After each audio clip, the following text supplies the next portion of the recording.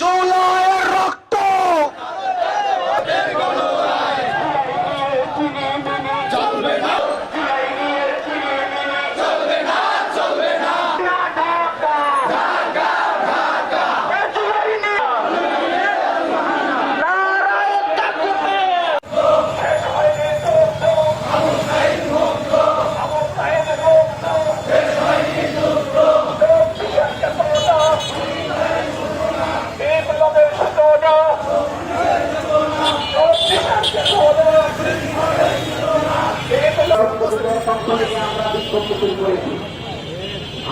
গণভোটের রায় বাস্তবায়নের পদ্ধতি জুলাই সরাই এবং জনগণের প্রত্যাশা যদি আপনারা শ্রদ্ধা জ্ঞাপন করুন।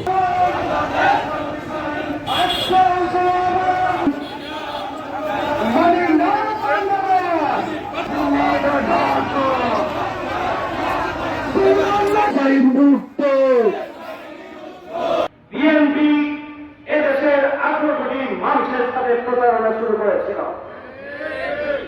সেই দিন জাতীয় সংসদ সদস্য হিসাবে তারা শপথ গ্রহণ করেছিলেন, কিন্তু তারা সংবিধান সংস্কার পরিষদের সদস্য হিসাবে শপথ গ্রহণ করেন নাই।